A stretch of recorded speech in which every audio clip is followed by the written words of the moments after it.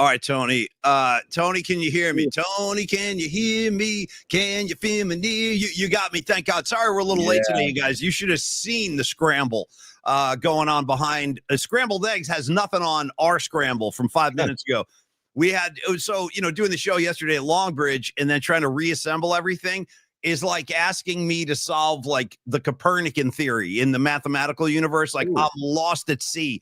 Just because I can say Copernican theory, Tony, doesn't mean I know what it is. I can also drop let's study some Euclidean math. Euclidean math doesn't mean I know what it is. Doesn't mean I just can quote it. That's all. Anyway, Tony, I was cracking a sweat right there, dude, from nerves. Let me get the wheels on. Sorry, you guys. It was mayhem back here. Freaking mayhem. Tony, how you doing, dude? Talk for a second so I can catch my breath. How are you? I am great, man. I'm still riding the afterglow of yesterday at Longbridge Pizza. Me too. Our 420 show with Rod Brooks and Tom Tolbert and an amazing crowd we had on hand. And, I ended up staying until the 18th inning. You did? Oh, dude. Yeah. I'm sorry. I stayed until the 17th. Good. And then I said to Neil, I got it. Well, no, so let me tell you. And first of all, I agree with everything you said. And we're going to get into, we'll kind of recap yesterday, but I'm riding high on last night's fumes too. It was an amazing time. Dude, it turned into an old-fashioned party. Just an old school party, dude. Floating from room to room, chatting everybody up. It was so much fun. But Tony, I left in the 12th, okay, because I started looking around and I'm like, at one point I saw poor Andre, dude. He was walking by with this big rack of glasses that were going like to the dishwasher or something. And I'm like, something tells me we should probably let these guys go home. They bit like the people that work at Longbridge from Neil on down. Your Neils, your Andrews, your Stevens. And I'm like, your Andres. And I'm like, I think we got to let these guys go. So I tried to bail. Brooksy left. Leah Phillips left, and I'm like, I think I'm going to join the movement and try to encourage other people to go. Meanwhile, Tony's doing 17 deep. Jesus Christ, bro. I can't believe I was getting uptight. Like maybe we had overstayed our welcome, even though I know Neil would never say that. And Neil is like the most gracious host of all time. Neil Denardi, the main man down at Longbridge. But I just started feeling kind of guilty. I'm like, is this going on too long? No one anticipated an 18-inning World Series game. Yeah, but that's what unfolded last night. More particles, No question. I thought the same thing, but then I tested the waters with Neil, and he was just getting like comfortable. And I was like, oh, okay. And then, Andrew was there, also Neil's partner. Andrew rules. I got a big chunk of Andrew. I got a big chunk of Neil, too. I got a big chunk of Neil. Yeah. I got a big chunk of a lot of people. It was so much fun, dude. But I was like, you know what? I'm going to stick around as long as I can. And the final, when I left, it was still Nicky DiFrancesco. You're not going to stop Nicky DiFrancesco. You can't stop him. You can try, but you're going to fit. He's like Jack Lambert in 1978. He's just coming right up the gut, knocking guys down. He was unstoppable. The good vibe of a Nicky DiFrancesco. He's like CJ Stroud against the Niners last week. Oh, sorry. Go ahead. I'll get loose. I love it. And by the way, I want to shout out. So John in the Blue Jays hat, who is also a part of the Longbridge family. I think, is he the owner of the building? Is that his role? I think the building manager, something involved with the management of the building. That's all. Well, he laid this awesome dog patch shirt on me right here. That's like a little symbol for dog patch. The neighborhood. If you're not in the city, that's the neighborhood where Longbridge is. And I'm so proud to be rocking this bad boy today. Thank you, John. You might have to take the robe off and show people the back of the shirt at some point. I don't have the energy, and I'm afraid I'll disconnect something else. By the way, here's Tony and I. Here's how fortunate Tony and I are. Dude, after all the scrambling, I'm plugging this in, I'm disconnecting that. Tony, can you hear me? No. Okay, how about this? Does this work? Dude, do you realize, Tony? I'm going to knock on wood. But this is the best we've ever sounded. There's no echo. There's no garbly gook going on here. Does it sound good on your end? I don't know how we did this, but it sounds amazing. Like I told people last night, we're really learning on the fly. Literally every day is like going to class and taking notes. And thank God for everybody being patient and enjoying the ride with us. And again, I can't thank you all enough that took the time out of your Monday night. And on a Monday night too, at the start of the week, to come join us and it was what a posse. And Neil, the food was net, like it was like, you know, like that, remember, what was it, the Olive Garden had like the never-ending garlic sticks or whatever. Shout out to Will Ferrell in Old School when he and his wife are at the therapist, and the therapist is like, well, what kind of activities you guys do together? Will Ferrell drops it. Well, you know, we're going to go to Bed Bath and Beyond, maybe Home Depot. And he goes, you know, and then hopefully we'll have time to get to the Olive Garden, which is lovely, Yeah. So, you know, yeah, shout out to, and by the way, you do look a little crispy today. You sound crispy. You look crispy. I'm a little fried around the gills too, but I don't regret a second of it. It was so much fun.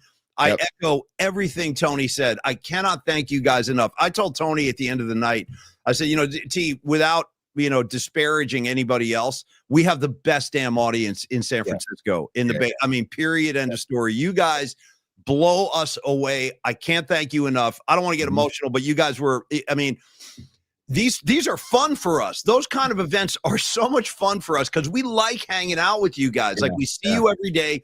You've been supporting the show all year long. And when we get together and mix it up like that, dude, Leah Phillips was pulling out the vice. I mean, dude, it turned into a throwdown, dude. It turned into a freaking throwdown. It was. And the thank you, Beat LA, for the bar tab. Beat LA. There's another one. I know. Thank you so much. And also, it was just like, I texted Paulie the other night saying, dude, sorry we didn't really hang out, but I was hanging out with everybody else and having so much fun. Totally. Talking to so many different people. Also, thank you so much to Rod Brooks for coming down from the North Bay. And thank you so much to Tom Tolbert for coming down from the Chase Center to join the show and really, really make a fun conversation. We had a lot of fun. And if you missed the episode, just go to our YouTube channel at Polymax Particles.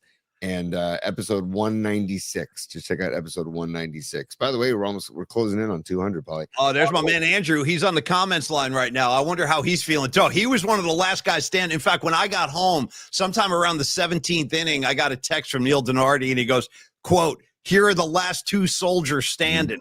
And it was Nicky DiFrancesco and my man Andrew from Long Bridge. So here's what I did, Tony. I decided to make a list. I want to thank a bunch of people and just shout out a bunch of people. Before I do go there, though, I want to ask everybody in the particle community, in the PMP familia, if you could, let's please send our love and prayers to all the good people in Jamaica. They are up against it right now. I mean, we're talking about 185-mile-an-hour winds in this hurricane. I'm very nervous. I'm very nervous for Jamaica and all the people down there. That's the spiritual home of Tony's guy, Bob Marley. It's Keith Richards has a place. He lives down there. And it's just horrible. They're not equipped for this, man. They don't have the infrastructure to survive this. So I'm very nervous about what they're dealing with right now. So collectively, if we could, let's just send some good energy down to Jamaica because those people, they need it. They really need it. Thank you, Joy. I see you. Thank you. Yes. Prayers, man. Send them out. Yeah. And Tony, if you want to say anything about Jamaica, I know that's a very important piece of, geography to you. Yeah. Yeah. Sacred land, man. And, a whole movement kind of started there with not just Bob, but so many other people before Marley. And the Cox One studio, and where Bob kind of did his first recordings, and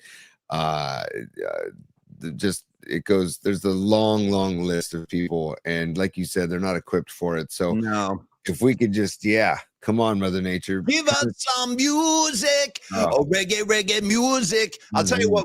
In fact, how about this, you guys? Music assignment is determined right now. This Friday, Sounds of Jamaica. Just bring in your sounds of Jamaica, whatever that may be. Peter Tosh, you can go Keith Richards, Wingless Angels. You can go Bob Marley, of course. Any reggae artist, just bring it to the table as we kind of support Jamaica. That'll be the assignment. I thought you were going to do something for Jackson Dart, maybe any Jackson in the musical world. I don't see it. I don't think today's Jackson's day. So anyway, we'll look forward to Friday. We'll get that happening. And but Tony, back to last night. I want to say yes, thank you to Rod Brooks, our brother from another mother. Tony and Brooksy and I, we go back like 30 years. It's crazy, and we're all still standing, which is a miracle unto itself. But I love Rod Brooks and Tom Tolbert, man. Let me just tell you guys what, Tom had a job to do. He called the game. He was calling the Warrior game, and the fact that he took time to come and swing by. And I know a lot of the people on hand are very excited to see Tom, as they should be. And that was a treat. That was a treat for us too. And then Danny Ogden. Want to shout out Big Danny O, man. Danny Ogden's out there plugging shit in. Oops, sorry. There's a curse right there. Edit that. So the first one of the day. There'll probably be more because I'm crispy right now. Danny Ogden. Also, dude, Alex from NBC Sports Bay Area, dude. I keep calling him Alex. Max, yeah. I've done that like a more than once, and I'm a jackass. Sorry, Max. Oh, Max. He's a badass. He's like Max Dugan from was that Max Dugan Returns? Was that the name of the movie? Back in the Hedron or whatever. Hedrum. He just was a badass. He was helping us with the on the tech side of everything, and he's a young buck rising in the ranks, and he works in NBC Sports Bay Area as well. So Max, thanks for coming out too, dude, because I know he had to work yesterday as well. So, and Tom, dude, just what I always used to tell people when I worked on the show with Ralph and Tom for years is that there is no shtick to Tom. Like, who he is on the air is who he is off the air. There's no like persona on air. They are who we thought they were. Yeah. You want to crown him, then crown his ass. Yeah, dude, Tom, that's Tom, and I'm such a huge fan of Tom, and for him to come down from Chase Center and do that, and then go back and call the game is so badass. And he enjoyed a nice beverage or two, so that was good. I'm glad he kept it loose, and the beers were flowing, man. Beers were flowing. Hey, dude, shout out to, by the way, as I just kind of glance over and get the audience involved, shout out Rockin' New Era 84, who just says simply and accurately, I gotta meet Dan Ogden. I gotta meet you. Do need to meet Dan Ogden. I agree. Oh, there's Danny right there, dude. Danny's in the house. What's up, Danny? Yo. In fact, when I left, Danny followed me. Danny Ogden and I walked out the door together last night. We tried to set an example, but nobody else would leave. It was crazy. But we had been there for like 8-9 hours. I felt like it's probably time to let Neil get some rest. By the way, when we said like an all-you-can-eat pizza buffet, we weren't bluffing. We were not bluffing on that. And dude, Neil and Steven and Andre, they were putting together to-go bags and to-go boxes. I got one. I took one home. I took one with me. Yeah. Dude, how great. It's just, I don't know, man. It's just how about when he just comes out with the big plates of meatballs. Here's some meat, eat this. And then the deep dish. At one point I looked over, there was a deep dish pie on our broadcasting table. Like it was relentless, dude. The good vibes and the accommodations were just relentless yesterday. And Paulie, I got to put this word up there because this more than a few people mentioned this word to me last night. Reciprocity, dude, because Miriam was chucking reciprocity. I'm going to name check a whole bunch of people, but Miriam was one of the reciprocity students of yours. Yeah. I had a great chat with Ray and Noemi. And by the way, dude, Noemi right there, I got the peach habanero from yesterday. You guys, ladycatalina.com, get some of Noemi's hot sauce. I think she sold out of all the hot sauce that she brought to bring to the party to sell. I'm not surprised. I'm not surprised. It's damn good. Yeah. But everybody was saying to complimenting you and I, Paulie, on such a like the community. I go, no. It is not. It is everybody. It really is everybody. It's the reciprocity. It's the reciprocal vibe. So thank you all again. I went home last night and I was just blown away. I was too. I was floating, dude. I was on a cloud last night. I felt so good about the turnout and how everybody got along so well. So let's go through it. Tony, I decided this morning, instead of show prepping, I mean, I know the World Series was amazing. The Warriors handle their business. We'll get into all of that. Brock Purdy might be back in New Jersey, although I don't think I want him on that turf. We'll talk about that. Can we talk about the Blue Jays third base coach? We're going to get into all of it. But first, Tony, I decided to make a list. Check this out, T. Look at my notes today.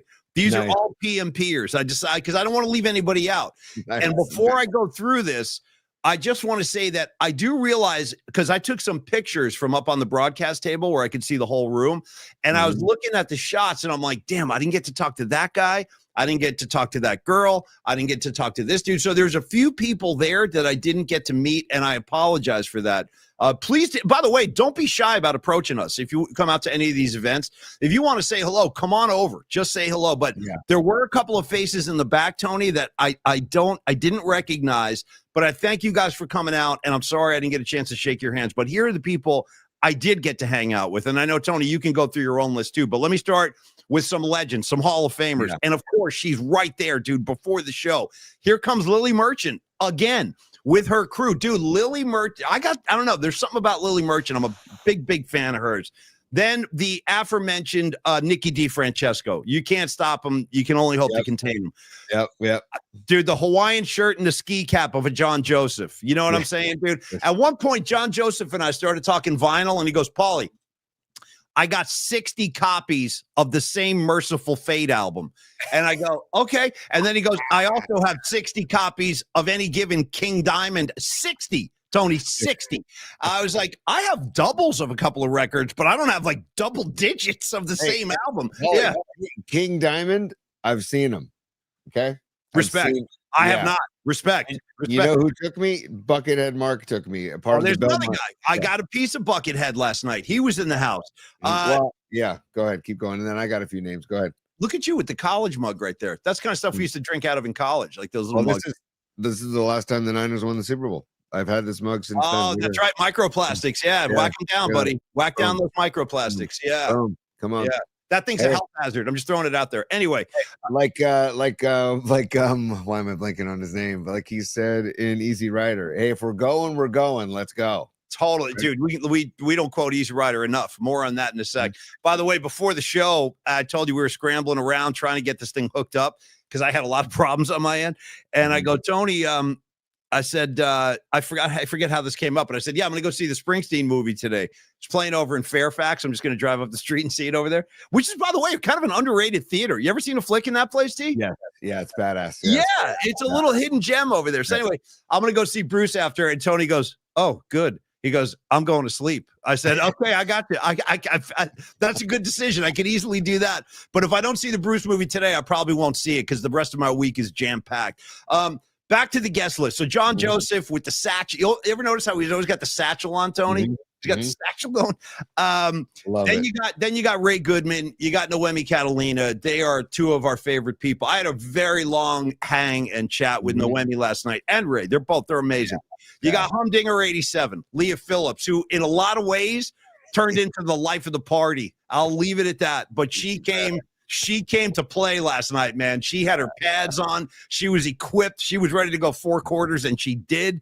Then, of course, I want to thank Miriam, the great Miriam, who won our food tickets about a month ago. And her friend Kirsten, she's cool as hell, too. The both of them, the tandem of Miriam and Kirsten. You got Soccer Bowl, dude. You got Soccer Bowl coming up in Santa Cruz. One of my favorite guys of all time. Did you get to hang with him at all, T? Dude, wearing the Honey Bunny Biscuit Company t-shirt, dude. I'm like, hold on. His name's Jim, but I go, Jim, I don't know if I should love it because of Honey Bunny from Pulp Fiction or if I should love it because of Biscuit Company for the Biscuit Lady.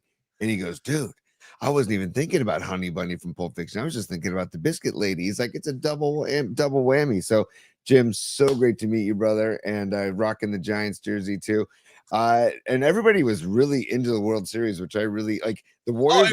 It was an all-timer. That was an all-time game. I mean, I couldn't believe that I left in the 12th inning, Tony. By the time I got back to my house in San Rafael, it was the top of the 15th. I actually listened to the game in the car the whole way home, and I was like, damn, I hope this game is still going when I get home. Not only was it still going, I got 3 more full innings of ball when I got home. And I'm not going to lie, I twisted one up. I relaxed. I was like, that was a long day. Time to do a little puff give.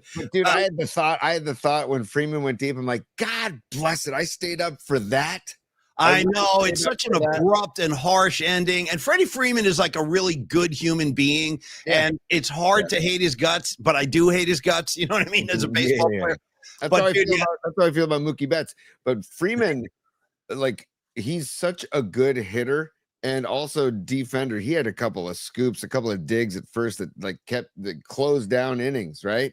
And well, we can get into it. We can finish your list, and then I got a list too. And then I know I'm still going. But Tony, it's a 2-pager. Look at this, dude. Look at this. That's all PMP stuff. That's all names. Yeah, dude. We got to do our we got to give our sponsors some love today, and we're gonna might have been the celebrity of the night. Go ahead, give it to me. Say it. Walks in a form-fitted black V-neck t-shirt with like, you know, some bulge, some bicep bulge. Yeah, no, he's got some bulk on him. Yeah. Tan. Oh, white, the beautiful hair is perfectly like coiffed. I mean, you know, And then there's the teeth, dude. The glow of the teeth. Yeah. I had a couple people say, "Who's that over there?" And I He go, caught my eye. I'm like, damn, who's this handsome cowboy coming through the door? It was Dr. Matt Young, one of our great sponsors. We're going to do a spot for him today. Actually, Tony, I sent you the picture of the three of us, right? Yeah. We got, I mean, Dr. Young, dude, for coming down. Bro, speaking of royalty and guest celebrities, unannounced celebrities, Tony, at one point, I think I'm hanging with Nikki D. I'm hanging with Stinking Badges. By the way, with the vests on again. Do you see Badges with the vests, bro? Yeah. Don't ever, Greg, don't ever not wear those. He had a PMP shirt on with the Peter Criss bullet vests over his t-shirt. I'm like, and I didn't get to hang with you enough, bro, but we will. We'll have another chance. Believe me, we're going to do as many of these as possible. But anyway, I'm hanging with those guys. All of a sudden, Tony, I turned to my left. I got Chris Flynn standing there from Kron. Yeah, Kron Chris. I had no idea he was coming. I was like, I was like stunned. I'm like, Chris, what's up, dude? So I'm hugging Chris, and I'm like, dude, I think he had a good time too. And I'm glad Chris from Kron, this is the guy who's like giving us the opportunity over there. He's a general manager of Kron 4. What's up, Kron 4? Good to see everybody over there. Yeah. And I was glad he got to see the PMP Army like in full flight. You know what I mean? So he mentioned that. He mentioned how great of a scene it was, and that he couldn't wait for the next one. He's like, we got to do something. We got to do something like this again soon. You know.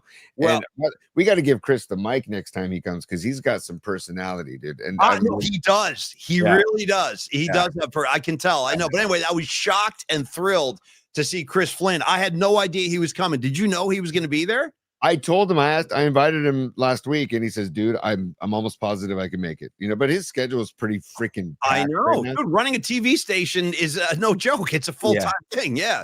Right. So he said, he's like, I'll see what I can do. I go, hey, well, the window's pretty big. Just if it helps, you know, you don't have to be there for the broadcast. Even we'd love to have you there for the broadcast, but we're going to be there for a while afterwards too. And he came for the broadcast, man. He freaking rules. So thank you. So on the list goes, Tony. Oh, then you got Stevie Bisecchio. I had a long hang session. At one point, Tony, there was a foursome that just kind of splintered off. We wound up out on the sidewalk. It was me, Stevie B. Did Dom. you? Oh, yeah. Oh, yeah. We did some time. We did some time out on the sidewalk. Dude, people were like running away from us. We looked like a group of like hooligans out there. Actually, it was beyond four. It was me, Stevie B, Dom Peralta, who's another rock star. We'll talk about Dom in a second. Me, Stevie B, Dom Peralta, Leah Phillips, and then the patron saint of all of it, Neil Donardi. Dude, we took Neil away from his position indoors. We had him outside. We were holding him captive for 15-20 minutes. Then you've got, dude, out of nowhere, here these guys come. Another royalty couple. How about Will and Rebecca Sparks? Now they're in the mix. Like, dude, it was mayhem. And then the entire cast from Longbridge. You got Neil, you got Andre, you got Steven, you got Andrew, who was rocking the house. Dude, Tony, the Hum Daddies, all three of them, all three of the Hum Daddies came to play with their Warrior jerseys on. You know what I mean? Yeah. Jake from the Hum Daddies was fascinated by my betting, dilemma, or not, my betting philosophy. And so he kept saying, "Hey, Tony, dude, your Dodgers are coming up. We're going to the bottom of the inning. Your Dodgers are about to hit. You might want to grab a chair." Your Dodgers, Tony's Dodgers. Yeah. I mean, hey, it was great to see the Hum Daddies, and check them out at Hum Daddies on Instagram. They're fantastic. And Paulie, you should do another album review with them as well, or not album review, but band basically album ranking with them. You did U2. Let's do another band. That'd be great. Yeah, I think we're going to. And he said that he wants Rod Brooks on the next one too. So we'll get the and you're welcome to join too. They wanted you for the U2 one, but you were probably coaching some games somewhere. Yeah, I was coaching. I was telling Jake last night as I was coaching, but also, dude, maybe Beastie Boys. You guys should rank Beastie Boys, because deep Rod Brooksy goes on Beastie Boys. Just throwing that out there. But I love. I'm here to participate. You just give me the assignment. I'm here to participate. And also credit to Steven and the playlist. Steven's playlist was he's out of control. Steven, I love that dude. I really do. I love Steven from Longbridge. From the glasses, the tattoos. Then he just comes at you with a Black Sabbath twofer. Like, while we're getting gear set up, dude, I got Wicked World, Into the Wizard. I'm like, this guy's the greatest. Then we had some Ronnie James Dio.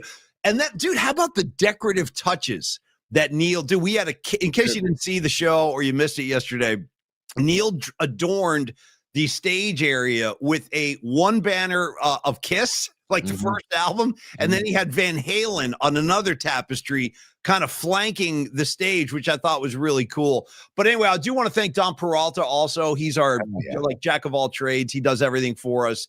And yeah, John Joseph also, the Megadeth flags, bro. In the main dining room, he had 2 Megadeth flags. Incredible. So I want to thank Dom, though, because Dom helped us get set up. Dom did the artwork for all the posters. Hopefully you guys grabbed some of those last night. At one point, dude, I was hanging out. I think it was when I was talking to Chris Flynn. All of a sudden, here comes Dom, like Saint Dominic. Like he's coming around with a gift bag. Here, take some stickers, take some like he was just giving stuff away to all the PMP familia. And again, I just want to say thank you guys. We had a great time. I hope you guys did too. And we do plan on doing as many of these as possible. I guess the next one is probably going to be our year-end Christmas party, which I talked to Danny Ogden about last night. And I was like, definitely bring Tolbert. We'll get Brooksy again. And this is just going to be a party. This is just our way of saying thank you. And we're working on details now. And when we have something to announce, we will. Yeah, Dom, thanks, bro. It is teamwork, dude. I almost called you today. When I couldn't hear anything. I couldn't get my rig set up. But anyway, we pulled it off. Tony, I'll hand it over to you. You want to go through your names, man? Take it away, kid. Well, first of all, Paulie, we got to go to the supers and Escobar Cheeks the third checking in. By the way, Escobar, I hope Mrs. Cheeks had a wonderful birthday and a happy belated birthday to Mrs. Cheeks. Does she even know that she's referred to as Mrs. Cheeks, by the way?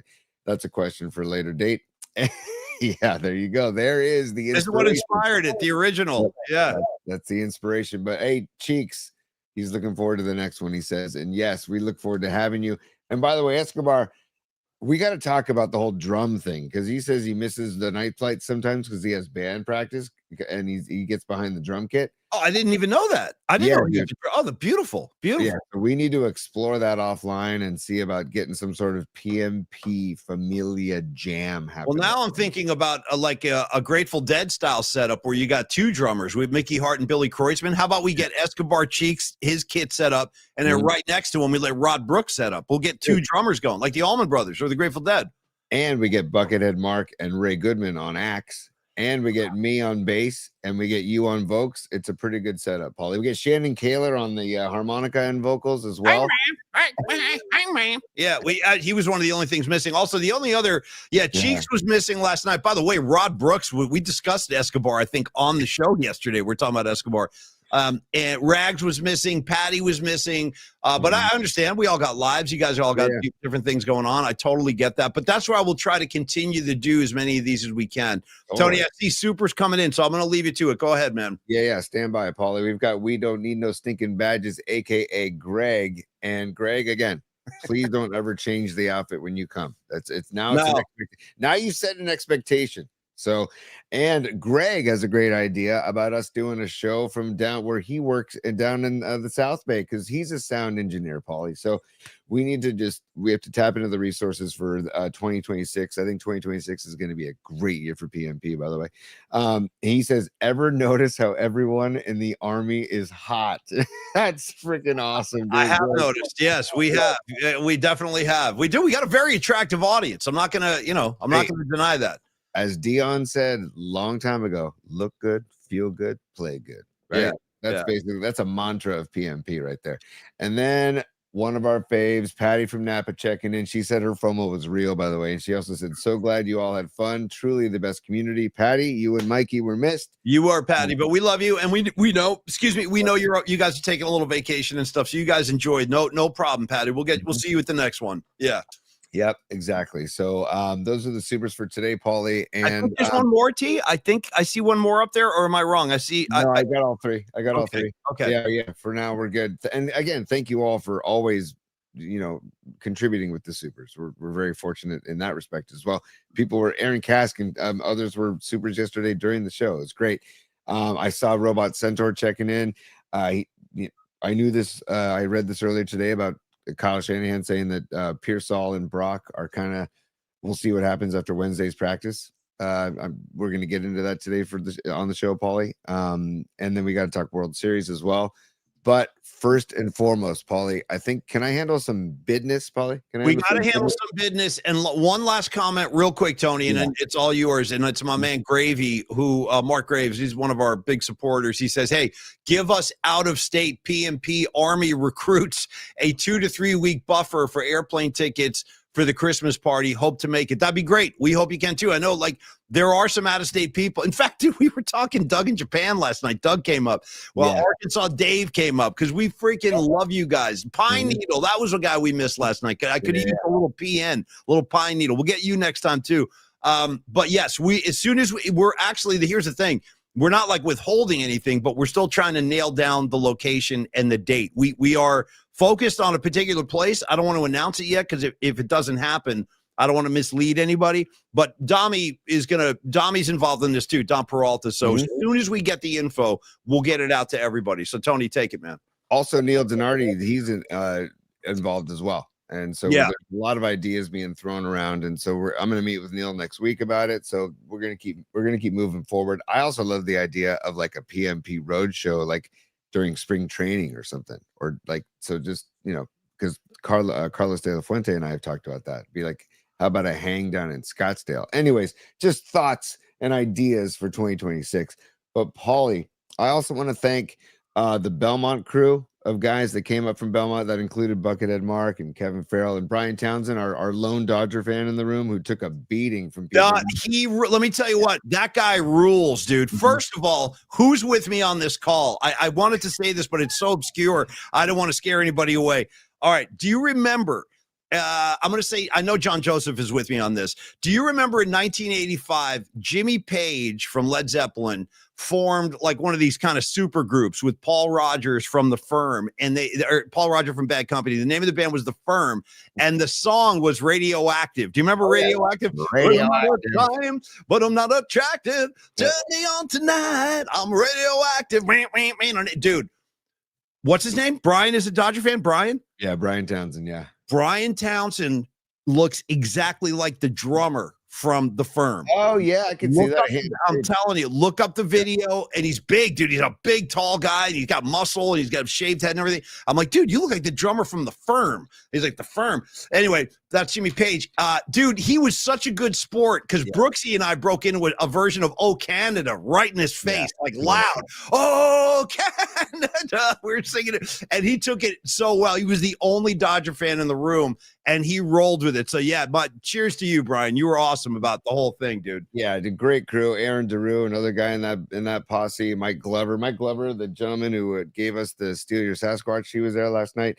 So I just want to again, a blanket thanks. Lily was on fire. Lily Merchant was on fire. She was bringing us pizza, like it was her job to bring us pizza. I'm like, Lily, you don't have to do that. She's like, did you notice too? And Lily, I don't know, I feel some kind of connection with Lily on some spiritual level. Did you notice that Lily went to her exact same seat as opening day, right up by the front? She's like, yeah, this is my turf right here, which I loved. Absolutely, man. It was just a great posse. It was a great posse. And anyways, it was just thank you all, just from the bottom of my heart. Thank you so much. It was, again, like I was telling Ray Goodman last night, this doesn't happen without all of you. So much appreciated. But Paulie, if I can get to some business, if you let me get to some business, stand by. There's a new addition to the show. Oh yeah, it's business time. Yeah, there we go. Give it to me again. I need it again. Let's go. Here, I'll play the extended version, then I'll go back to you. Yeah, good. Here we go.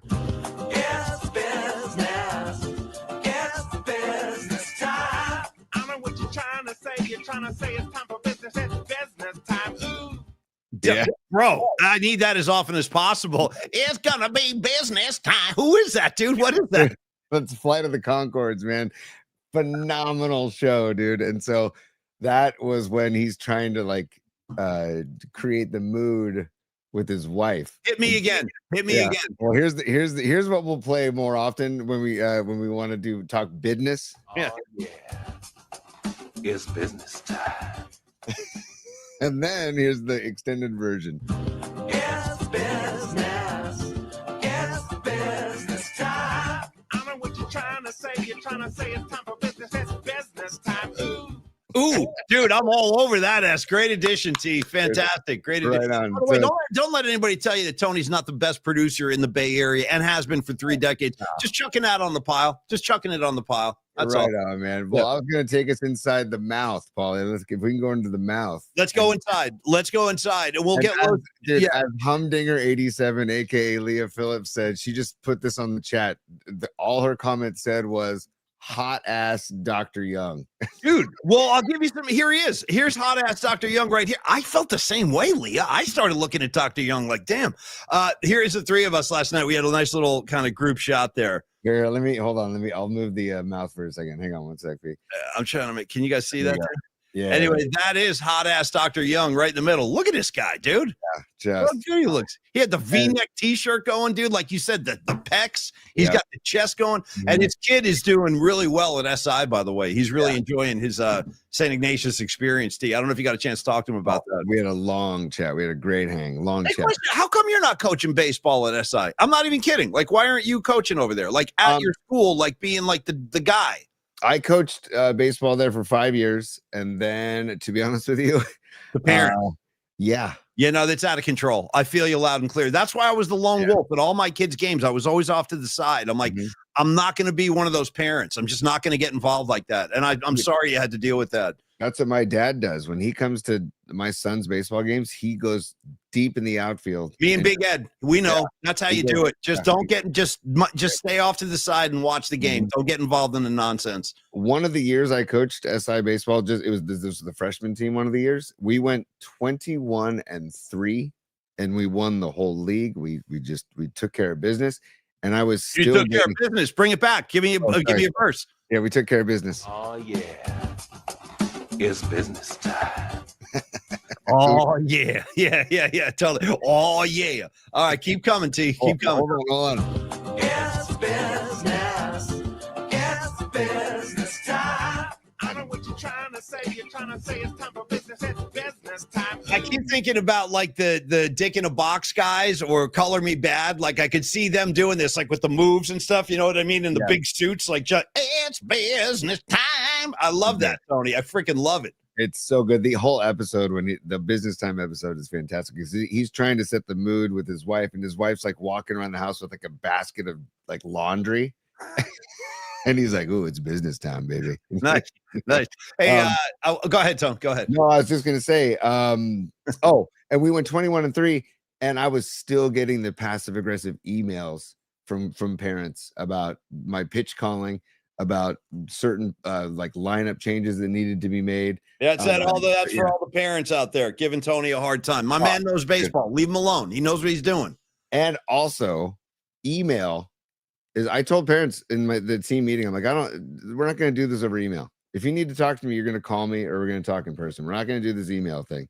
And anyways, but the emails kept coming anyway. So that's why it stopped. Fair enough. No, good answer. I asked a question. You gave a good answer. Okay. Here's another good answer for all of your dental needs / concerns / obligations. Because this is a thing.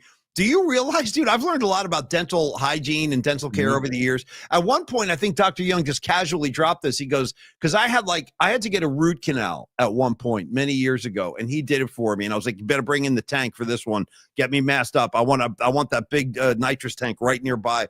And he did. And that way, and that's my preferred way to get through a procedure like that. Like, I'd rather not know what's going on. I just like waking up when it's over. So he accommodated that, but he was like, hey, man, we got to clean this thing out, because if this gets infected, ready for this, Tony? It could kill you. Okay. It could kill you. So a bad tooth infection can actually affect or like jeopardize your actual life. Just another reason to stay on top of it.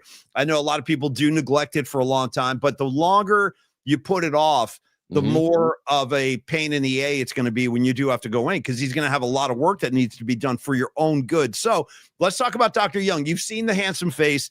Tony talked about the tan, the relaxed demeanor. Bro, he was hitting some pizza too. He was hitting pizza. He had a beer. It was great to hang with Dr. Young socially. Yeah. And I think he had a really good time. I think he really enjoyed himself. I think everybody did. It was from my observation. So anyway, you got a chance to meet him last night. You got a chance to get Paulie, Buckethead Mark. I introduced Buckethead Mark to Dr. Young, and I was telling Mark about the hours, and I said, dude, Dr. Young, the hardest working dentist in the business. And then I started telling Mark, and Mark goes, wait, hold on a second. Saturday hours? Yeah. I go, yeah, dude, till 4:00. And he goes, what? And Mark goes, so I could go, and it was like Mark was going inside of our commercials for Dr. Young. He goes, so I could go to the dentist and then go hang in San Francisco for the day. And I go, yes, dude. That's what I've been saying for months. Go to the city, book like a 9 or 10 a.m. appointment, and then go make a day of it in San Francisco, man. Because the fact that they're open Saturdays, 8 a.m. to 4 p.m., trying to make it available for you, because he knows everybody's super freaking busy. So they open till 7 p.m. weekdays and then 8 a.m. to 4 p.m. on Saturdays. So that's just a wide, big, huge window of availability for you to go visit Dr. Young. Well, a lot of people, if you've never been to see Dr. Young, he's right downtown in Union Square. Now, if you have never been to Union Square, like somebody like Rags in New Jersey has never been to Union Square, but I'll tell you what you can do. Watch I believe this is the first ever movie made by Francis Ford Coppola. It's called The Conversation. And it's like Gene Hackman, a young Gene Hackman. And a lot of that movie is shot in Union Square with like these aerial views and stuff. It's really cool. So anyway, it's a really beautiful part of the city. And like Buckethead Mark was saying, it's just like kind of the fashion center of the town, like Neiman's, all the stores are over there. So you just, and our main man, John Handlery's right there too. Shout out John Handlery in the Handlery Hotel. He's right down there too. But anyway, then you get into Dr. Young's office. The first thing you notice is the staff, how friendly and accommodating these people are, how Joyce, Tony's girl, Joyce. I mean, they forged a bond. So you're going to get that vibe, and you got a vibe last night from Dr. Young. And then there's the work. When he goes to work, dude, he's not messing around. He's the best in the business with cleanings, with fillings, implants, veneers, emergency care, whatever that, like I told you about that emergency root canal I had. He was all over that. The whole team is awesome. They will book the appointment at your convenience. And again, if you do need, or you think you might need like an implant surgery or an implant restoration, he's the guy. He's the president of the American Academy of Implant Dentistry. And they'll accept pretty much all the major insurance companies. You should never have any kind of challenge there. So get on down to see Dr. Young and see why we're raving about him. I think Dom is next. I know Dom was talking to him last night about coming in to see him. And one at a time, you guys just form the line to the left. Go see Dr. Matt Young, and you'll see why we rave about him. And look at how white, show off those teeth real quick as we, yeah, look at this guy. I mean, he looks good. Tony's teeth didn't look like that last year, kids. I'm telling you. And now they look killer. So book your appointment at info@youngdentalsf.com, or just call him at your convenience at 415-392-8611. Thank you, Dr. Young. We freaking love you. And thanks for coming out last night. So great to hang out. Tony, a quick super. I think it's from Badges. Give him some love. Yeah, stand by also. And Escobar the third. So hang on. Oh, yeah. It's business time. Yeah. I mean, I can't get enough of it either now that I hear it. It's really good. Los D checking in as the super. By the way, speaking of somebody that was sorely missed last night is Carlos De La Fuente. We'll talk about it later on when we do a spot for Los. But Los, you were dearly missed last night, buddy. People were asking for you. But he says PMP invades Joshua Tree a la Entourage, dude. I got, and by the way, a little, I don't know, one of my blind spots, Paulie. I've never been to Joshua. Neither have I. And we're the kind of guys that need to be there, dude. It's like a trippy spiritual place. And the Entourage episode Los D is talking about, dude, shout out Eric Roberts driving the Winnebago. Next thing you know, they're all shrooming. Remember, they all started eating shrooms. Johnny Drama's walking around in the desert. Oh, I don't feel so good, bro. And all that. Like, great episode, Los D. In fact, it's been a while. I'm kind of due to go revisit Entourage. I haven't seen an episode of that in probably a few years. How about you, D? Same. And it's gold. It's incredible. It's such a great show. What was Ari's assistant's name again? Lloyd, dude. Lloyd. Dude, the crazy thing about that whole dynamic is that would probably be frowned upon now in today's uptight world, when Ari Gold used to just beat on Lloyd. By the way, you want to hear the most unusual thing of all time? I don't even ask me the story behind this, but I have Jeremy Piven's phone number. And one of these days I'm going to call him and say, dude, come on the PMP show. I don't know if he would, but there was a time, dude, he was looking to hang like 4 or 5 years ago. And we paired him up with Double B, Brian Benefitami. If you remember him, he was like producing the Murphy Mac show for a while. And we were like, well, we can't come, but our man Brian's going to meet you. So they were like smoking cigars together. And then Brian was saying, that's Medium Impact Brian on the streets. That was his nickname, Mib. Yeah. He couldn't get rid of him. He was like, dude, Piven won't leave me alone. He's like, Piven keeps calling me. He wants cigars. Now he wants scotch. He's like making Medium Impact Brian like buy stuff for him. But anyway, I still have his number. And one of these days I'll reach out. I don't know if it'll work, but I'll give it a shot. I'll try. Oh, dude. Hey, I love it, man. And props and kudos to his hair plug doctor. Cause man, he was like receding and he's like 100% bald. No, this whole thing is, it's everything on his head, but you're right. It looks pretty good. I was like, damn, dude, like that's a full head of hair all of a sudden. Like George Costanza said when he started wearing the wig, and Elaine goes, "You're bald," and he goes, "No, I was bald," and he like puts his finger on her nose. I was bald. He comes walking into the apartment with the comb, and he's like combing his hair. It's like he's like fluffing it up. Yeah, I love when Elaine throws it out the window, dude. I don't like this thing, and here's what I'm gonna do with it. By the way, I love Elaine, dude. Shout out to Elaine. Who isn't, right? All men love Elaine Bennis. It's like commonly known. Yeah. An episode that just came on the other day. She's like, we should just have sex to save the friendship. When she and Jerry are save the friendship. By the way, Humdinger, yes, Medium Impact Brian is the guy who, in the true story, he left the Murph and Mac, and God bless him. Good, smart move. He left the Murph and Mac show to start doing voiceover work for NBA 2K. So if you play that video game, you'll hear him, Steph Curry, coming to the line. Man, he's got that hoarse voice. I love that kid, dude. Love Medium Impact Brian. I miss him. We should get him on the show sometime just to catch up. Yeah, that'd be fun. Paulie, one more super, and then we gotta talk a little Blue Jays. No Stinking Badges says, don't get involved in the nonsense. Words to live by Paulie. Yes. You're better off, Badges, and thanks for the support, bro. I mean that. Yeah, don't get involved with all that crap, man. Like to play, hey, why aren't you playing my son? Well, maybe your son sucks, and you got to accept that. Maybe that's why. Maybe because last time I played your son, he let the ball go right through his legs, and it cost us 2 runs. That's why I'm not playing your son. Dude. Right, Badges? You know what I'm saying. So the team we lost to in the semis over the weekend is this team from, I think, San Jose. And by the way, all the names of these teams, we're just the San Carlos Missions, right? But we play like the Fire or the Hype or Blasters. The Elite or the, Disturbers and it's like, dude, can you just have like a, I don't know. And you got all those macho coaches you got to deal with and stuff. Yeah, screaming like sleeves rolled up, showing guns. Yeah. Dude, shout out to my friends who are dads of a couple kids I coach, John Dalrymple and Joe Toda. They are going for Halloween as like aggro travel ball coaches and dads. Tight t-shirts, big biceps. Yeah. That's their costume, and it's phenomenal. If I can get a picture of it, I'll send it to you guys. It's phenomenal. But the team we played against, teams are Robot Centaur. I saw that your son is 5 years old. He's going to get into ball and enjoy every moment of it, man. It's so much fun. It is supposed to be fun. I mean, you got to remember that for kids, it's not supposed to be life and death. It's supposed to be fun. Yeah. Right. Exactly. And keep it fun. Keep it fun. Because if they're going to play high school ball, it gets to be practice every day, and it's a grind, and you got to love it and you got to want it. But, they had a rental player, basically a kid who's not normally on their team. Yeah, like some 15-year-old, right? Yeah. And this kid was a stud, great player, but all of a sudden he's wearing a different hat than the rest of the kids. He has a different jersey than the rest of the kids, but same team, but like they pulled it out of a closet or something for this kid.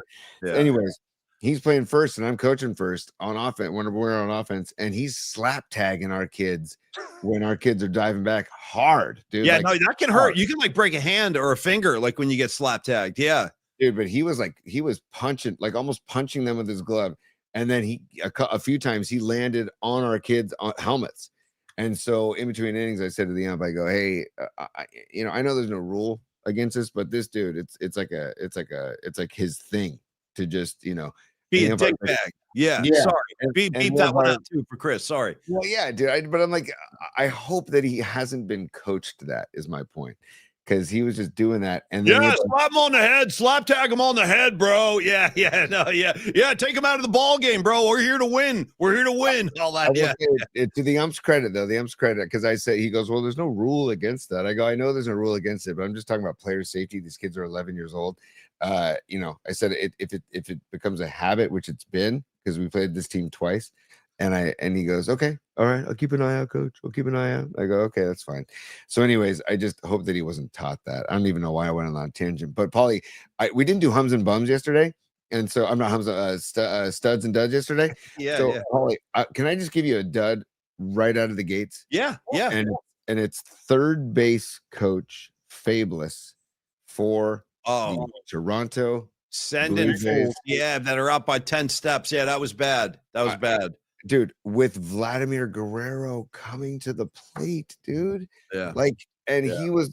We were joking around last night that he was out by so much that Will Smith turned around and was like stunned that there was no runner to There was tag. nobody there. Speaking of slap tags, he slap tagged the dirt. There was nothing there. And then he had to wait. He had to hold the glove waiting for the runner. That was such a bad look. I agree. That was, Toronto had their chances. They had guys on second and third, I think in the 16th or 17th. Mm-hmm. And now granted, there were 2 outs, but they couldn't get the run in. So they had opportunity. Dude, they had a lead. They were winning in the 7th inning. They were winning that game.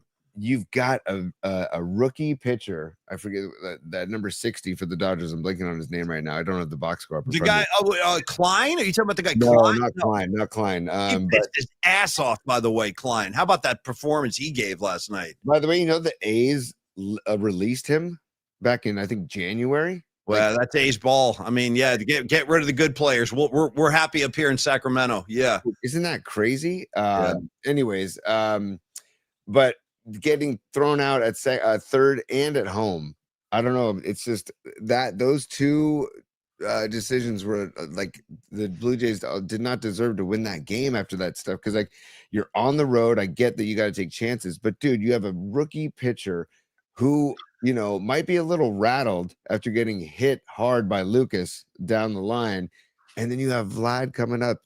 Literally, your entire franchise could be coming up to the plate with runners on second and third in the World Series, and you didn't give him that opportunity. I'm like, that's bonkers that he not give him that opportunity. So yeah, I don't know if you were thinking or if this situationally speaking would have been the right move, but let me ask you this, T, because I always refer to Tony on baseball. The kid knows the game inside and out. So when the Jays had runners on second and third.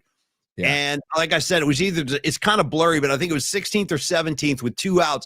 Would you have drag bunted down the first base line? Let's just try it. Let's cause, like you always say, let's cause some chaos. Yeah. Bring the runner from third. I was thinking drag bunt up the first base line. Yes or no? Bad decision. Good. I mean, it didn't happen, but I was thinking about it. I'm always pro bunt, but if you remember, they bunted in one of those extra innings. I forget what inning, but they bunted a little it wasn't a line drive, but it went right into Freeman's glove, and it was a rally. It was a rally killer, like an inning killer. It was like it's got to be executed right. No, bunt it. Yeah, it's not easy. I could never bunt, dude. In Little League, I sucked at it. I was not a bunter. Couldn't do it. Dude, but that's why Tim Flannery was the freaking man, dude. He was like, what did he call himself? Like the bunt doctor. The bunt doctor. Thank you. Because he used to tell these players, you are not coming to spring training and not working on bunting every single day. They were because he used to tell us, he was like, I'm not going to send my players into the batter's box if they don't know how to bunt. They have to be able to know how to lay down a bunt, because there will be a time for that. I love Flan. I know he just did a gig actually in Half Moon Bay a couple of nights ago. Long live Flan and the Lunatic Fringe. I got to tell you this too, Tony. I felt like I was getting, when a game goes on that long, they essentially played back-to-back games. I was 18 innings of baseball. I just wanted it to keep going.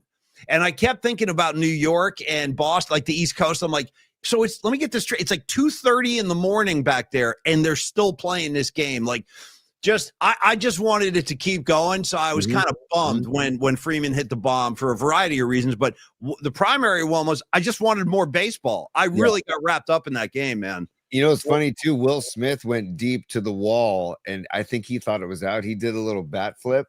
And then the Marine, that was the best when he had to eat it. Yeah, it was. Yeah, that was great. That was great.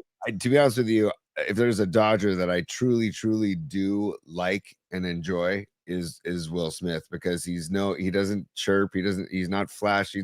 He is just a very, very good baseball player. Dude, all those guys are. Damn, it bums me out. They're all like that. Dude. It's one after another. What do you want? Ohtani? Here comes Betts. It's like, geez, it's like a nonstop procession of all-star caliber hitters. It's insane. The Shohei stuff is outrageous. I mean, on base 9 times last night. Time to drill him. I keep saying, I've been saying it for months. Put one in his ribs. First at bat tonight. Like, hey, not tonight, big boy. Not tonight. Bam. Yeah. Go ahead, take your base. We've been saying plunk Shohei for months. I really would. Because he's gonna beat you anyway. If you don't plug, I mean, at least you limit him to one bag. If you let the guy bat, he's going to take you deep, most likely. So, yeah, stick one in his ribs. See how he feels about that. That's a great point, Paulie. Do something to disrupt his rhythm. Brian Townsend. And get his head a little messed up. Like, oh, my God, they're throwing at me. Like, he's never – the golden boy doesn't get thrown at. Not in my mind, dude. I put one right in his ribs, right out of the gate. At least brush him back. Knock him back, dude. Right under his chin, like Bob Gibson, bro. Make him uncomfortable. Send a message. Paulie. In a bottle. Yeah. Shout out Sting and the Police. Great track.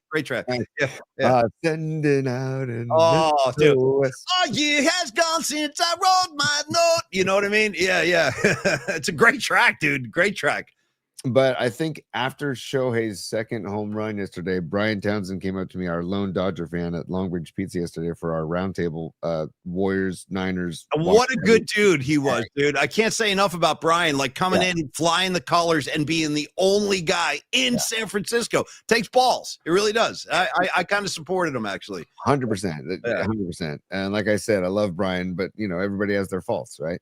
And so he was like, do you know that Shohei's last 7 in his last 7 at bats at Dodger Stadium? It's like 3 bombs and 5. What is it? Yeah, it's insane. What are the stats? It was I think 5 doubles and 3 home or no 2. That sounds right. Yeah, it's like 3 bombs and a bunch of doubles. I know it's not 7 for 7. So it's like I love that the Blue Jays weren't pitching to him. I thought it was a great move. I mean, it's that you want to talk strategy. And by the way, if anybody tries to tell me that playoff baseball isn't freaking amazing, then like my grandmother used to say to my grandfather, up yours. Well, and especially in a game like that, Tony, when you're talking 11th, 12th, 13th, 14th, 15th, and knowing the entire time, every time LA gets an at-bat, the game could end on any pitch. Like that to me is baseball at its very, very best. And regardless of who's playing, in the playoffs and the World Series, I love postseason baseball because of that, because of like the fact that each pitch has so much importance. Like every single pitch matters. Whereas you're watching a game in, early August, your team is like 12 games out of first. It's like, it's not the same kind of intensity, but it was last night. It was pins and needles, bro, on every single pitch, every single at bat.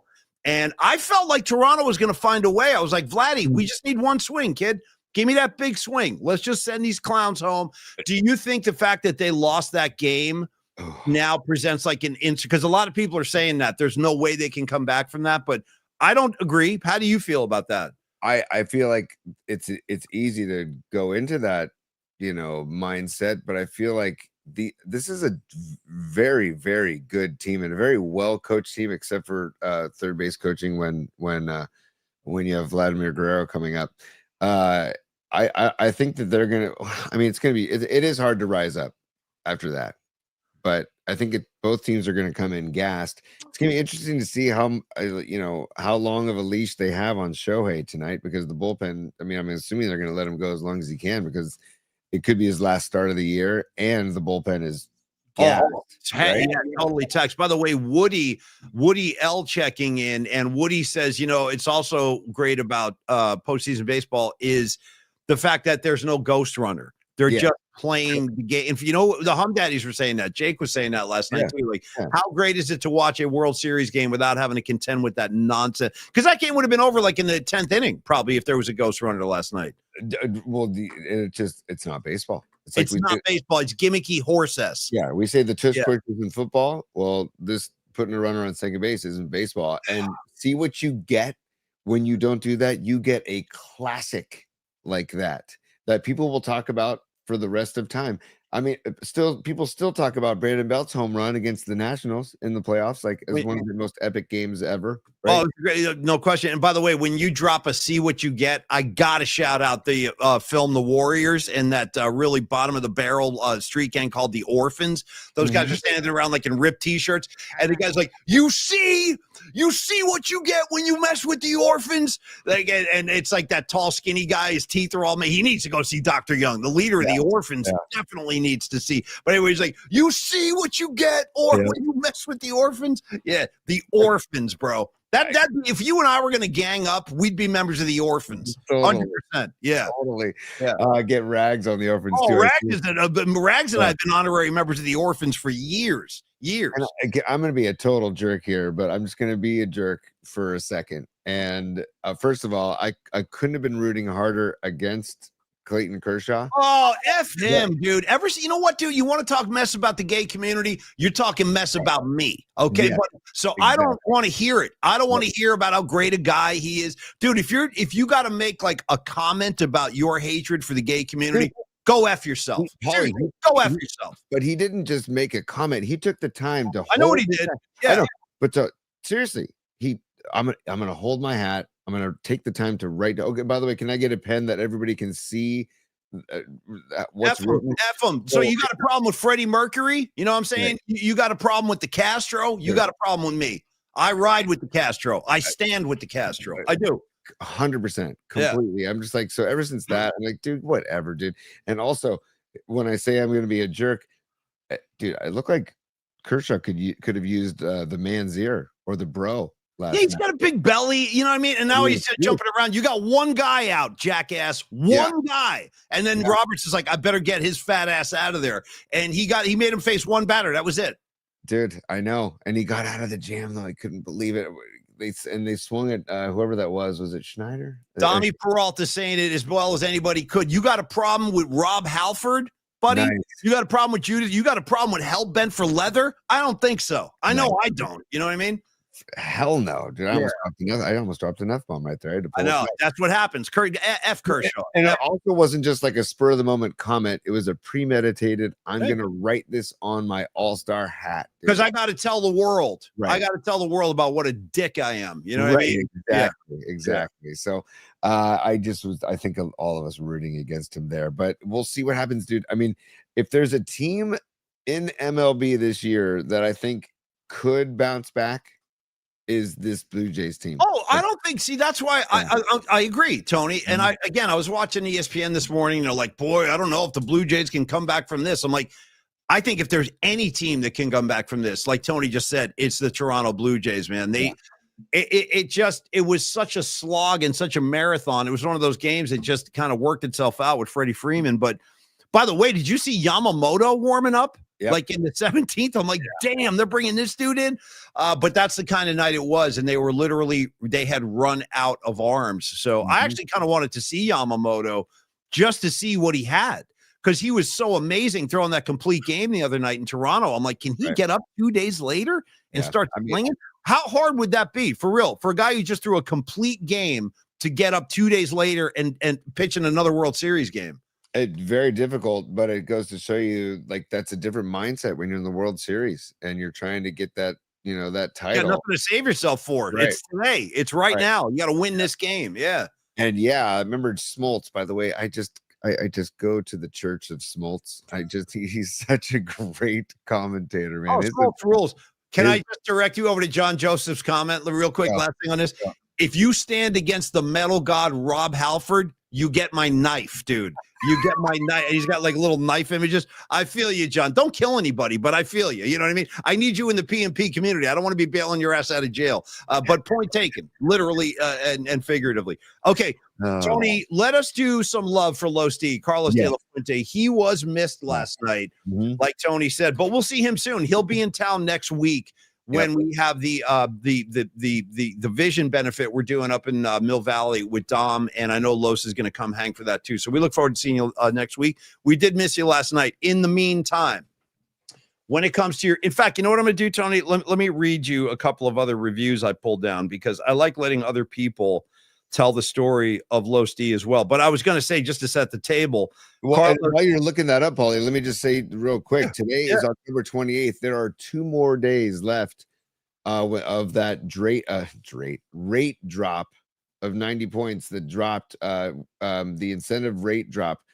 There's 2 days left. It was extended twice before, so this might be the end. And if you take advantage of it, you can save hundreds and hundreds of dollars every month. I mean, and Carlos de la Fuente has sent us emails telling us about clients of his that have saved money, a ton of money per month, taking advantage of this rate drop. So, but I think the rate increases on October 31st. So they extended the deadline September 1st to October 1st, now to October 30th. So take advantage. Give Carlos a call. So, Paulie, take it away, but give Carlos a call. I will. And law of all, I do want to go hot rocking. And I have gone hot rocking. Maybe I want to go hot rocking. Great track, dude. Great riff. Bam, bam, bam. Anyway, don't get me going on Priest. I'll do it all day. Want to start this with this one's from Peter Hoffman, who reviewed his experience with Carlos de la Fuente and Flex Funding. He gives it 5 stars. And he says, hey, Carlos and Terry at Flex Funding were amazing partners in refinancing our property. Stop right there for a second and just think about how stressful that must be as a property owner going into a situation like that where you got to refinance a piece of property in California. That's like, I mean, can be daunting. Just the idea of that makes me nervous. And Paulie, Pete is part of the PMP Familia, and he you've met Pete. I know. Pete rules. I know Pete, the pastrami sandwich, man. Yeah. He says he wants to take you to a different restaurant next time so you can reference something other than pastrami, because he says he loves that you bring up the pastrami. Well, they stack it up about a foot high. Like it's a commitment. Like you're not going to eat that sandwich in one sitting. You're going to be bringing it home. Yeah. Remember how thick it was, dude? Yeah. It's a place called Refuge. Good spot. But Pete has 4 kids, dude. So it's like these are just major decisions that Carlos is guiding Pete through. That Carlos guided Pete through. So thank you for sharing his review. I'm still going. Yeah. So so again, he goes 5 stars for Carlos de la Fuente. Carlos and Terry at Flex Funding were amazing partners in refinancing our property. Our situation was anything but cookie cutter, and they made the process incredibly easy. I cannot thank them enough for their knowledge, their speed, their courtesy, and their efficiency. So that's another satisfied customer again. So I get it, man. I totally get it that it can be very nerve-wracking to have to like reassess your finances or reinvent your finances, like what Carlos does. One of his specialties is reinventing a mortgage, a reverse mortgage, if you want to talk about that. He can handle it. You want to talk about a HELOC loan, he can handle that. Home equity line of credit. You want to talk about a private money loan, Carlos can handle that. And again, take it from the satisfied customers too. Check out some of the reviews on Yelp. You'll see Carlos, he takes care of his people. And you were missed last night, Carlos. Who was saying this, man? Somebody, I forget which PMPer said this, but we were talking about Carlos because we missed him. And we're like, damn, Losty would love this party. And somebody said, you know what? It might have been Humdinger 87. I forget. It was somebody said Carlos de la Fuente is all heart. Yes. And I said, perfect description, because he leads with his heart, man. And I love people like that. So Carlos, thank you for supporting the show. You were missed, but we'll get you at the next one, and I'll see you next week. In the meantime, you want to reach out to Carlos and have him go to work for you? Smart decision. Carlos at myflexnow.com, or call him in the number right in front of you there, 925-250-4894. Thank you, Los D. Thank you, Flex Funding. You guys are freaking great, and thanks for supporting the show. Hey, Paulie. Yeah. Real quick. Give us the loose. Give us the loose. Give us the loose. Give us the loose. Give us the loose. Give us the loose. What loan would you like?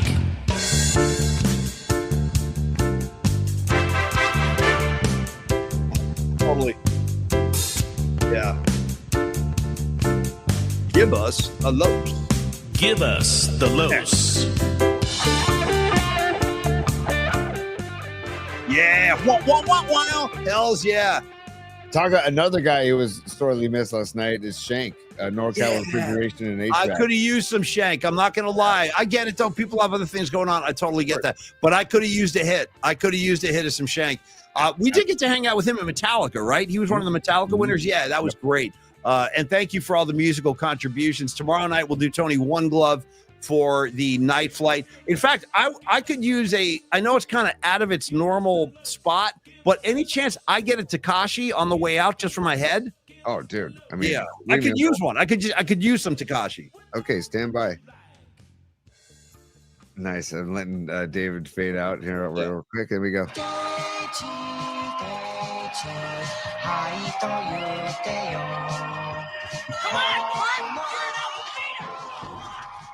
Hey man, I talked about how how Ari Gold and his whole dynamic with his assistant Lloyd probably wouldn't fly today. I don't think that the greatness of Tekashi would be embraced today either, because it would just upset people's very delicate sensibilities.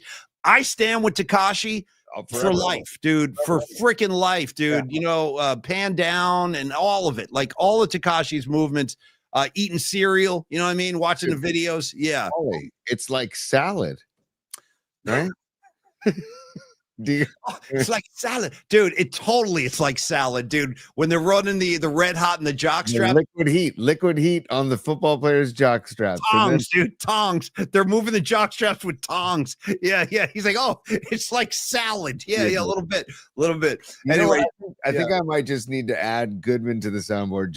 You just got your asses whipped. Just that line. Oh, yeah. Whipped. When you were a baby and your dad looked down on you in your crib, he had but one hope, that my son will grow up to be a man. Well, look at you now. Yeah, dude. Shout out Goodman, dude, with the whistle. Always with the whistle around his neck. Yeah. The casting of that movie, Ted McGinley as Stan Gable, just, man.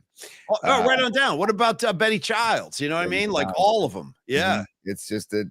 And shout out to the Omega Moose, dude. The Omega Moose come in. You moose sure can party, And nothing's going to happen until nerd persecution ends, Paulie. And I stand by that forever. So, yeah.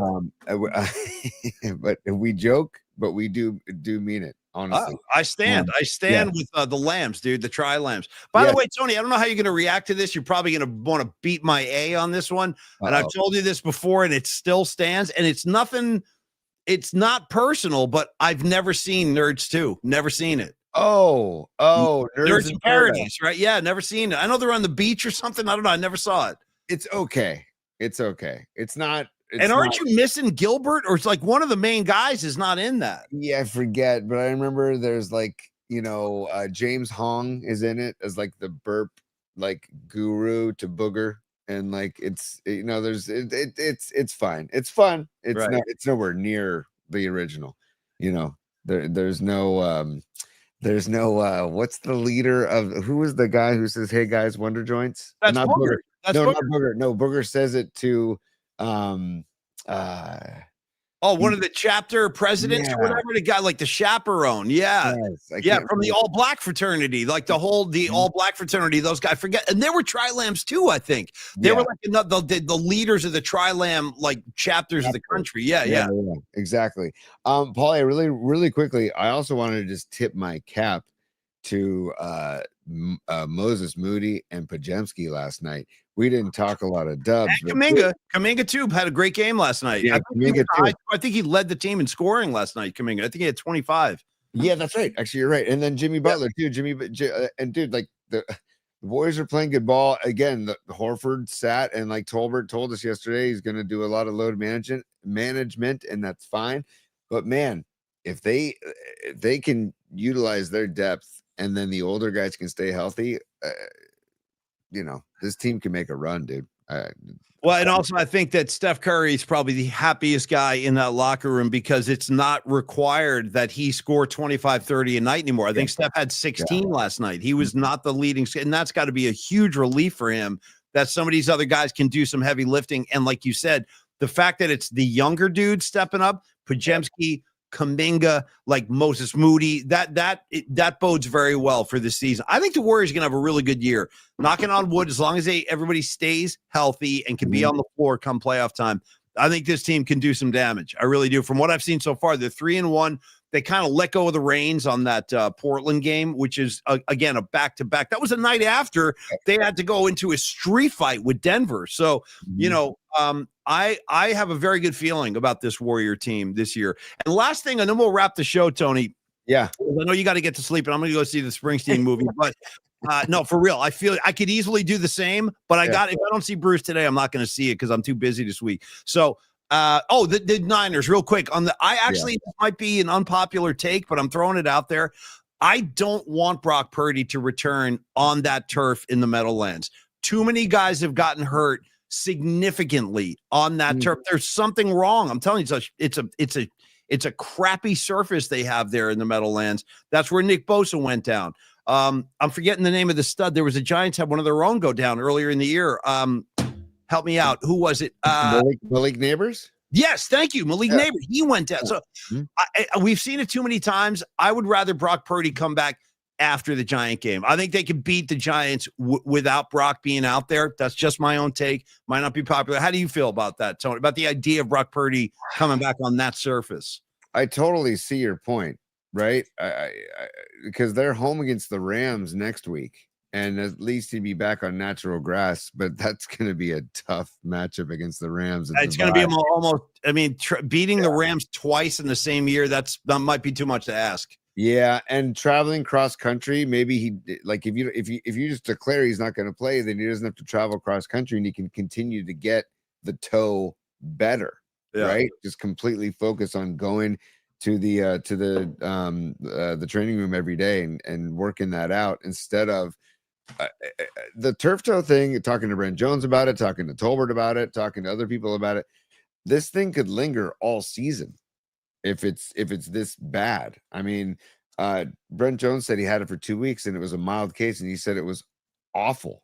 Like he said it was very, very painful and awful. And they told him it was a mild case, and he was like, "What?" So I don't want Purdy if the turf and that turf has just bad, like a bad mojo, has bad juju. Yeah, man, bad particles, bad vibes coming off of that turf there. And the state, I'm saying this too, just to the eye, as far as like the so-called eye test goes, I think. And I'm not trying to pick on Jersey, but I would say this. I think it's the ugliest stadium in the NFL. It looks hideous. It looks like dude. I've only been in there. Well, actually, I went in there twice. I saw an Army-Navy game there a couple of years ago, and I saw a Bruce Springsteen show there. And I didn't even like it for Bruce. Right. When I saw Bruce there, I'm like, dude, this ain't Giant Stadium. Giant Stadium had a real vibe to it. And the old Giant Stadium, and it had like every seat in that, because it was configured specifically for football. And I thought it was a far superior stadium to the one they have now, MetLife. MetLife sucks, dude. Yeah, MetLife stinks. But, Paulie, my only dilemma, and I see some comments on the side here, too, that I totally agree with, about Mac Jones is beat up, dude. Oh, he's been getting his ass kicked every Sunday. He's been getting crushed. Remember the first Rams game, dude? You're like, oh, look, his pants came down. Yeah. But do you start Jones, beat up Jones, or do you start this kid Adrian Martinez, or do you I don't know what to, if Brock's not going to play, and it doesn't sound like Pearsall is going to be back. It depends on his practice on Wednesday. And God knows if we'll ever see Brandon Ayuk. Seriously, like who knows? Like who knows if we'll ever see Ayuk again? They didn't open his practice window. Like, at this point, we all thought the window was going to open this week. All of a sudden, Shanahan said today, no. Week 9, by the way, is week freaking 9 we're getting into here. So and then you got Jennings. You got Jennings who likes to just do this. Don't need him. Don't need him anymore. Please package his ass up in a trade and give me a pass rusher. I'll do that today. If John Lynch needs my assistance, let me know. And I told him my offer still stands. I will drive Jennings to the airport and just drop his ass off. Here you go. Get on a flight and get out of here. We have sound from Jennings if he gets traded. What can I say? I'm thrilled. Good. Go. You know what I mean? Go ahead. By the way, Rags is a big Niner fan this weekend as he roots against the Giants. And Rags, let me tell you what. I'll have a star on my head, on my heart. Tony will. The entire PNP familia is going to be wearing stars on Thanksgiving Day as the Kansas City Chiefs are going to play the Dallas Cowboys on Thanksgiving. Cannot tell you how hard I'll be rooting for the Cowboys in that game. By the way, Noemi got it up close last night. She's like, you really do hate the Chiefs. I'm like, oh, I'm not kidding. I can't stand it. Remember? Because we had the Chiefs game on. I was getting so aggravated. I'm like, you know what? Let's just turn this damn thing off and throw the world. I can't take it anymore. Can't watch the Muppet. Can't watch Kelsey, lumbering around. I loathe them. I loathe. I don't use that word often. I'm dropping a loathe. Yeah. Loathe is strong. It's a strong word. Yeah. Loathe. Yeah. It is one of my favorite words, actually. Same with hoist. Loathe and hoist are two of my favorite words that don't get used enough. Like Paul, we hoisted beers last night. It was sure. Great. I hoisted several slices of pizza too. Dude, the Polymac pizza in the Detroit style last night, and then the party pie made its debut yesterday. The party freaking pie, dude. And what was that thin crust that Lily brought up? That was delicious. That super thin kind of. Dude. What was that? That's like Neil's like appetizer pizza. Like it's almost like. Yeah, it was fantastic. I ate probably 4 or 5 squares of that just to get the night started. I'm like, that stuff was fantastic. And it's so funny. Who was it? Somebody came to me and was like, gosh, Tony, the pizza really is phenomenal. I've been telling people. We're not just saying it. No, it's outstanding pizza. I told Tom Tolbert last night. He's like, what's the big deal with the pizza? And I go, dude, they have a secret weapon, and it's the sourdough crust. And I really stand by that. It adds something to the whole pizza experience. There's no Emmy, John Joseph. They're all backing us, man. Dude, and I did eat the meatballs. Holy S. At one point, Neil just came walking up to the broadcast table with a plate of meat. They were like falling over. They were stacked up like a pyramid.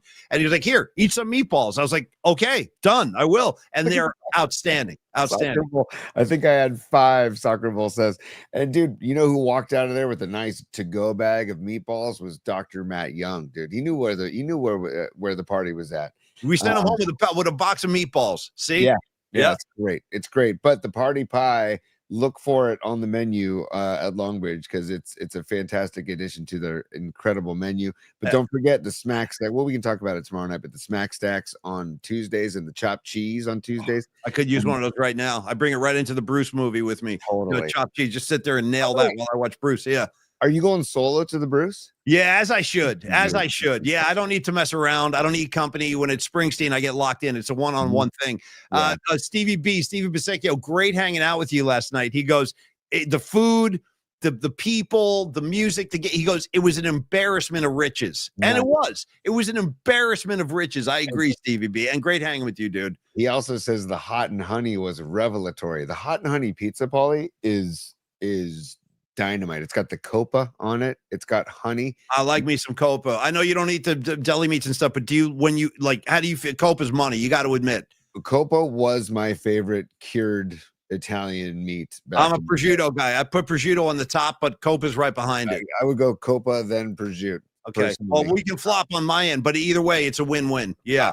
I got to be honest. I had a bite of the hot and honey last night with the copa, and I was like, damn, this is good. Okay. I know. I don't blame you. See, even with Tony straying from his diet, you know that Neil's doing something right down there. All right, Tony, you get to bed. I'm going to go watch Bruce Springsteen have a nervous breakdown and for 2 hours, which I think is what the movie's primarily about. Nice. I look forward. I can totally relate. All right. I want to say thank you again to everybody. Scarlet Fire, we missed you too, dear, but we'll see you soon at the next one. And all you PMPers, Lily, we went through the list earlier, but thank you. Thank you guys so much. Believe me, Tony and I appreciate it to the highest degree. I mean, we really do. We really appreciate you guys. We brag about you guys. We're like, we got the best audience in town. No disrespect to anybody else. Our audience is second to none. And we enjoy it. We enjoy these get-togethers. And it felt to me like you guys did too. So we're already working on the next one, and we'll get the information as soon as possible. Want to thank Carlos De La Fuente at Flex Funding one more time. Also want to thank the incredibly... Paulie, are you handling business right now? A little bit. You're handling business. Yeah. It's business time. Okay. That's going to be my new dance move. Give it to me again. It's the open and shut move. Give it to me, T. Watch. Oh, yeah. It's business time. Well, then hold on. I'm going to give you the extended version. It's business time. I know what you're trying to say. You're trying to say it's time for business. It's business time. Hey, this is my version. I love the ooh. This is my version of Chevy Chase doing the open sandwich move in in Vacation when he sees Christy again. One of the greatest. He just opens the bread and he aims it at her. Whatever that means, I don't know. But that's enough to slapping himself with the sand. Chevy, don't sleep on him, dude. That's some quality comedy. On the way out, Paulie, if you had to rank, would you do the air slap of Grease or the sandwich slap by Chevy Chase? Which wins that? If we had a bracket on best facial slaps in cinema history, that's like asking me. Don't involve a hand. Boy, I you know what, dude? You got me up against the wall on this one. So I don't know how to answer that question. They're both so perfect. I mean, the air slaps, how and she loves it too. Like, yeah, she's loving it. She's like whipping her head, the hair's flying. She can't get enough. And then Chase, dude, slapping himself. I don't know. I don't know how to answer the question. I don't. Do you? Do you have a thought? I think I'm going Grease. Grease. Wow, over the bread and the open. Wow, that's okay. Okay, those two of the greatest slaps, like Tony said, in cinema history, though. Right there, we just served them up for you. Beat LA says, or the face slap of Eddie Murphy from Trading Places. That's pretty damn good too. Wait, which one? Beat LA. By the way, thank you again for your generosity with the drink card for everybody at the party last night.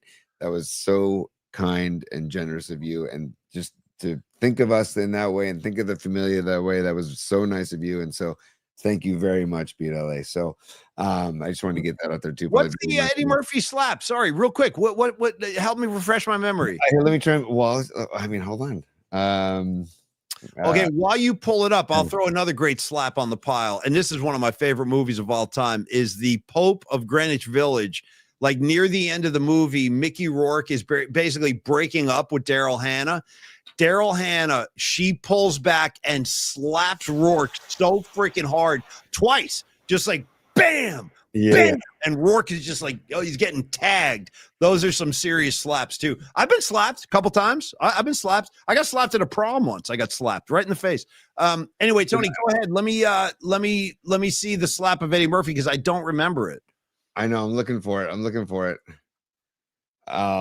You know what? We'll have to show it later. Okay, bring it up tomorrow night. Just have it ready for tomorrow night. Scarlet Fire, 100%. They took my thumb, Charlie. No, 100%, dude. 100% Scarlet Fire. They took my thumb. And the really creepy thing the mafia says to him right before they chop his thumb off, they go, nothing ever really hurts as much as you think it's going to hurt. I'm like, ooh, I don't like the sound of this. Next thing you know, he comes home like this. Mickey Rourke's feeding him soup, dude. He's feeding his brother soup. It's crazy. Shout out Public Greenwich Village if you've never seen it. But anyway, Rourke is on the receiving end of a couple of monster slaps from Daryl Hannah. Boy, oh boy. I don't even think that was acting. That was the real deal. All right, Tony, you go get some rest. Take off that poncho. By the way, real quick. Sorry, Paulie, on the way out. Shout out to Sister Esther, a nun. I got a little slap in the face. I deserved it. Let's just say hey, no, we're all going to yell if you haven't received a slap at one time or another, you probably haven't lived a complete life. I've had a couple. I've taken my medicine. Yeah. You got to. Sometimes you got to. What are you going to do? You know. Totally, dude. Totally. Well, hey, Paulie, it's been a blast. Tomorrow night, the night flight, 8 p.m. And I want to recap something that happened on Tolbert's show. If you didn't see it on Friday, I want to play Lou's Lunge tomorrow night during the night flight, and we can show the people who didn't see that. Tom's dog Lou first lunged on Paulie and then lunged on me, and it's a little Boston Terrier with the like, you know, Energizer Bunny. She'll love you so hard she'll cut you open. You know what I mean? It's all, but there's nothing but love behind it. But she gets over the top excited, and she drew blood. I mean, there was a bloody rag involved by the end of the show at Tom Tolbert's. PNP Familia, one more time. Well, I love you guys so much. Thank you for all that you do and for helping us get through the show. We appreciate it so much. And thank you, Dr. Matt Young, for showing up last night and hanging out and going home with the meatballs. Thank you, Carlos De La Fuente. We'll see you next week, buddy. Everybody enjoy your Tuesday. Let's go, Jays. Come on, one time, Blue Jays. Let's rally it up. Geddy Lee's watching, for God's sakes. Come on. So in the name of Getty Lee, give me game 4, and we will see all of y'all tomorrow night on our traditional night flight at 8 p.m. So come on by. We're going to have a good time. Oh, and Pine Needle. Last thing, dude, Pine Needle, I have the pizza robe. Yes. I'm just throwing it through the wash for a quick wash, but I'll get it. I always wash brand new clothes just in case. You never know. Same. And I just say, do you? Okay, good. Yeah. So I look forward to wearing the pizza robe next week. It's outlandish, this thing, dude. It's outlandish. Dude, Paulie, I've got a robe from Pine Needle as well that I'll bust out next Roby Tuesday. We'll put the poncho away for a little while, and we'll bust out Pine Needle robes on Tuesday. Yeah, and I got to put my Don Draper summer robe away too. It's just not warm enough. We're getting into winter weather now. I gotta wear the bulky stuff. So, all right, T. Thank you for your. What are you pulling out there? Oh, here it is. Yeah, this is. Look at this. Look at what Pine. Oh shoot, I can't find it. Oh well, sorry.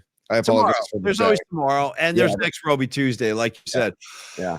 All right, kids, get some sleep, Tony. You guys enjoy your Tuesday. Go Blue Jays, and I'll give you the Bruce movie review tomorrow if you want that. I'll share my thoughts, and we'll get into our night flight. Tony, final words. Diamond Dave, Paulie.